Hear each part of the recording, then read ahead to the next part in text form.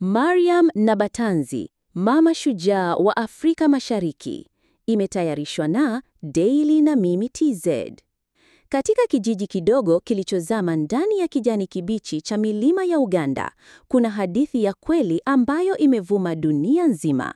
Hadithi ya mwanamke aliyejitoa mhanga kwa familia yake, mwanamke aliyejifungua watoto 44, akalelewa kwa mateso lakini hakuwahi kukata tamaa. Huyu si mwingine bali ni Mariam Nabatanzi, maarufu kama Mama Afrika.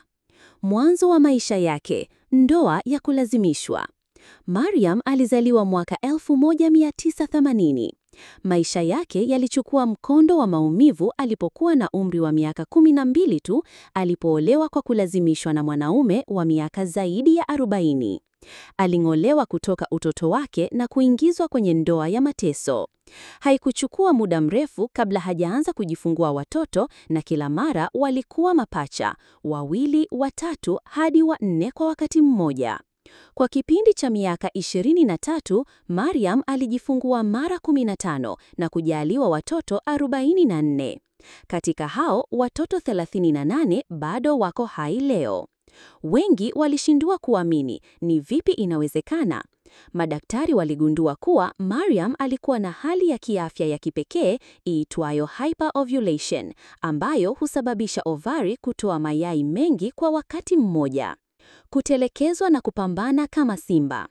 Baada ya miaka ya kunyanyaswa katika ndoa, mume wa Mariam alimuacha akiwa na watoto wote 44. Hakumwachia chochote, si nyumba, si msaada, si hata chakula cha usiku huo. Mariam aliachwa katika jangwa la mateso, lakini hakusalimu amri.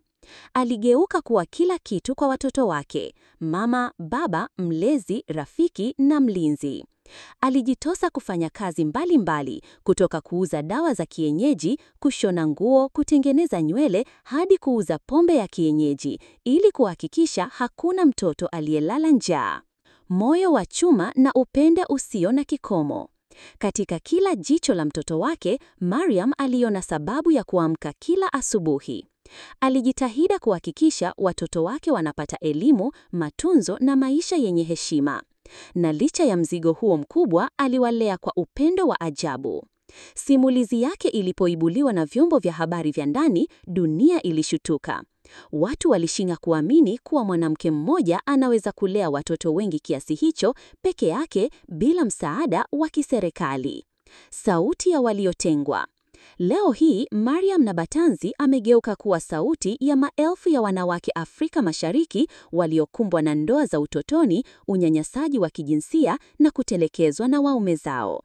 Yeye si tu mama wa watoto 44, ni alama hai ya uvumilivu, moyo wa mama na mshikamano wa kifamilia.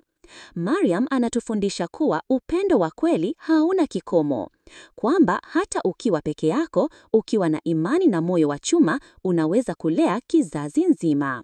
Daily na Mimi TZ tunakuletea simulizi kama hizi, hadithi halisi zinazogusa moyo na kukupa matumaini. Usisahau kusubscribe kwenye chaneli yetu kwa kubonyeza kitufe cha subscribe hapo chini na gonga kengele ili uwe wa kwanza kufuatilia hadithi za kusisimua kila wiki. Daily na Mimi TZ, maisha halisi, hadithi halisi.